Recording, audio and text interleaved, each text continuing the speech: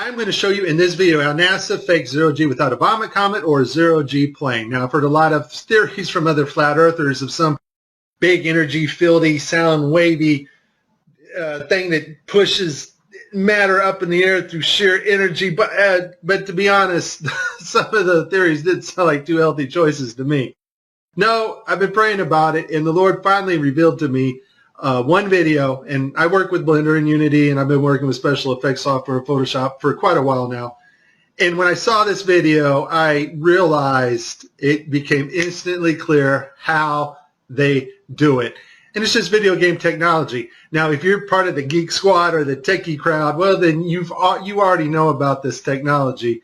And so let's get to the video that caught my attention, and you will see the same things that I saw. Let's watch. We have to introduce the concept of free fall.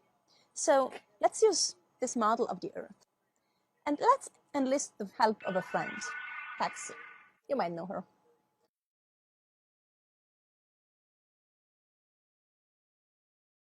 So what is significant about this video is, number one, it was live to school children.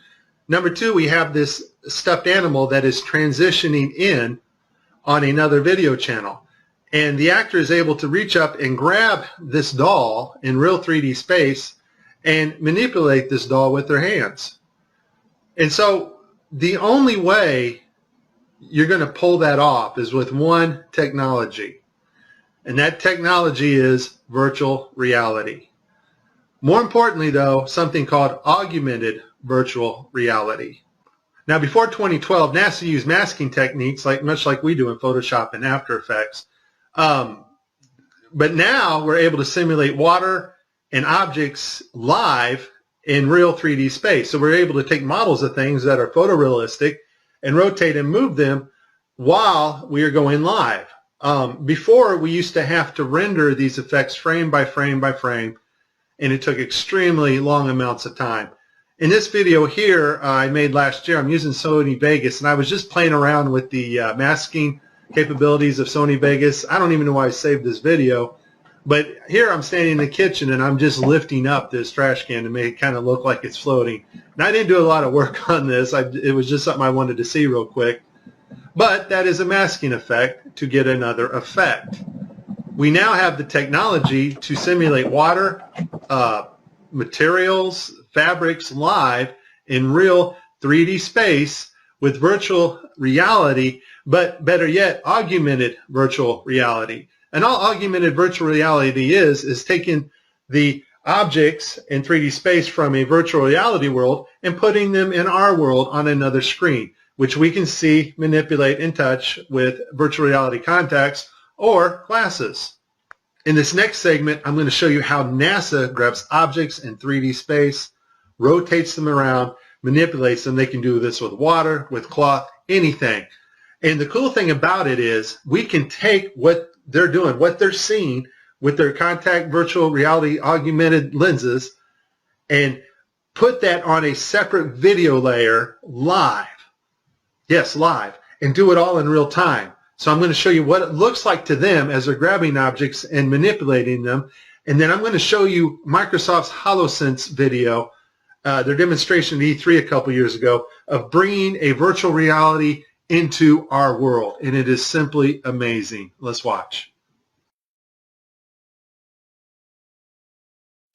Specifically, how HoloLens can turn every room of your house into a personalized video game level. But today, we want to take mixed reality one step further. So we've got something new to show you. Holograms you can hold.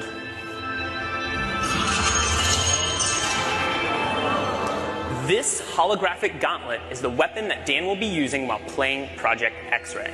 You'll notice that as he moves his arm, the hologram moves as well.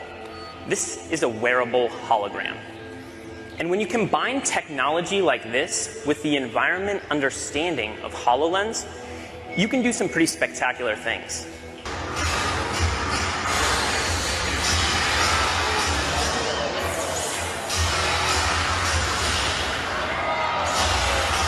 Dan can even use his shield to defend himself.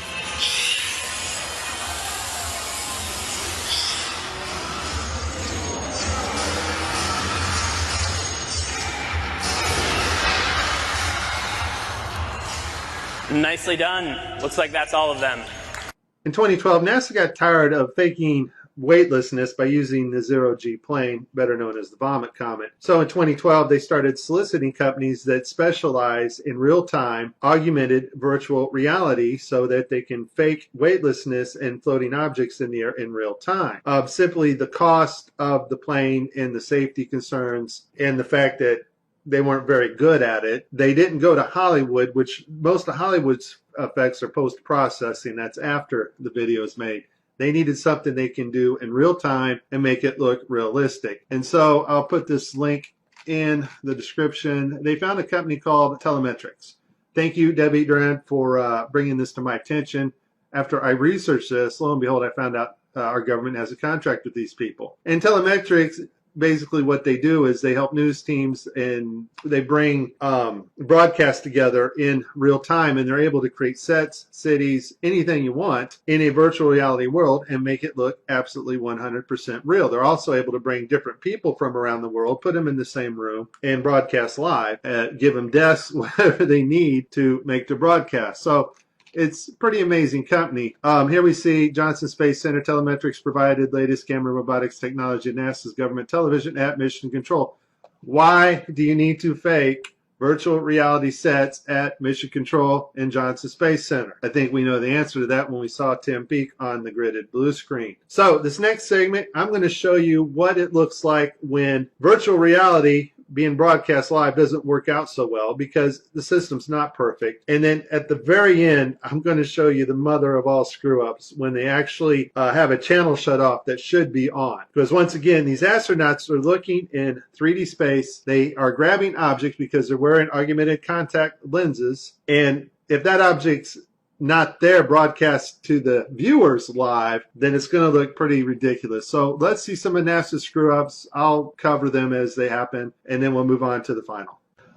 Okay, so this is one of NASA's older videos where they use post-processing and masks. This is a video layer mask in augmented virtual reality. We're going to see him lose his finger here. The watch glitches out. So I guess virtual reality accidents can cause loss of fingers. In this next video, we have Caddy. Now I want you to pay attention to her neck and the way her neckline goes into her shirt. It's cut off. And the necklace. Apparently they wanted to show how cool this necklace looked. Unfortunately, it's not perfect. The necklace goes in and out of her shirt unnaturally, and her neck glitches in several places. I literally spent hours going after probably 30 or 40 videos, probably had approximately 45 minutes straight of NASA messing up the virtual reality setup. I tried to pick some clips that were obvious and some not so obvious. Show you some of the contacts. We're going to see Tim Peake with his contacts in, but these are virtual reality contacts overlaid on the eyes so actors can interact with things in 3D space, all in real time. In this next shot, we will get to see the whole arm setup and the virtual reality glove that covers all the way down the arm and hand. This allows the software to broadcast what we see video-wise as his arm in a shirt sleeve. Okay, I have a lot of Tim Peake screw-ups, but this one here, the system glitches. The software does not track his hand properly, and Tim slips his hand underneath his other fingers, which is tightly holding onto the mic, which would be impossible. I don't think this is Tim's fault. Normally, Tim always moves his other fingers up while he slides his hand under. I just think the system didn't respond to his movements here. This picture here is actually Tim's fault. His hand breaches the 3D mic floating in front of him. In this next clip, we're going to see Tim's arms glitch out as he's manipulating a 3D bubble. Now, this bubble can be done in real time now. We have the technology to do that, which I showed you at the beginning of this. And this bubble is environmentally lit, or HDRI lit, by its environment, which means the bubble can take up its reflections and refractions as it moves around in 3D space in Tim's augmented reality. Once again, augmented VR just means bringing the 3D objects into our world on a separate monitor. In this last clip, we're going to see NASA royally screw up. It's a live broadcast, and one of their video channels is off, not working. That's the channel that is supposed to show us, the public, what the astronauts are seeing in virtual reality. Also, the channel shut off is the masking for the guy on the wires in the background. You can't make this stuff up. Just watch. We all know NASA uses wires, and sometimes we'll catch them like this here. The guy pulled on his wire. However, some days when you're filming live, things just don't work out, and it becomes so blatantly obvious, it's ridiculous. So, in this clip, they're talking, live feed, and wouldn't you know, we have a astronaut go by us in the background, obviously trying to give it a more realistic, spacey, station busy effect. The only problem is the camera that was supposed to mask this harness out, or the video feed, is not working. And so we see the guy come flying along in a harness on his wires. Pretty amazing. But that's not all that goes wrong here.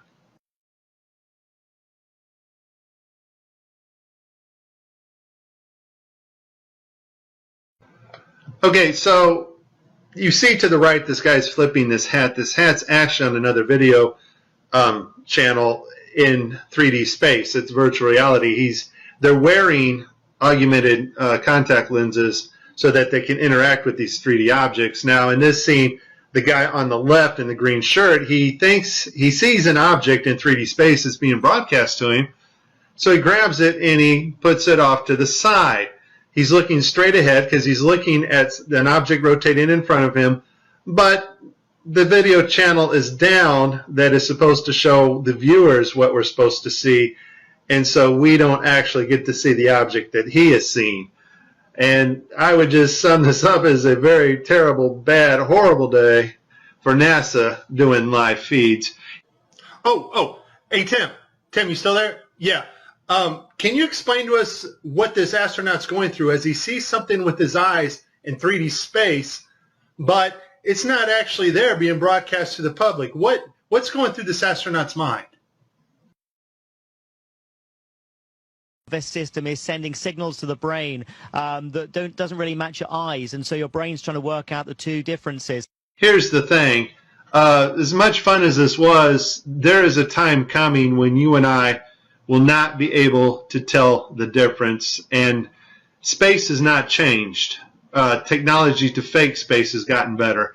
Just because Adobe gets a massive update to Photoshop or After Effects, or there's a massive update at telemetrics in their virtual reality, augmented virtual reality programming, that does not advance us magically 20 years in space. Space has not changed. It's flat. It's above us. It's dimensional, and we cannot orbit Earth. You have been warned. This is very serious stuff, and if you do not get it now, you won't get it later, because later you won't know the difference. This is Mike. God bless everybody. Please like and please subscribe. Are you a blue dot? Those questioning where we live are not just here. They are everywhere.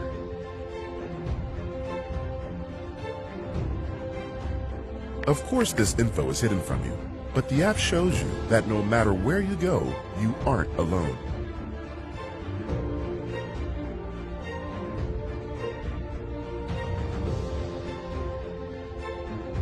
We are everywhere, and we are growing. Find your tribe today.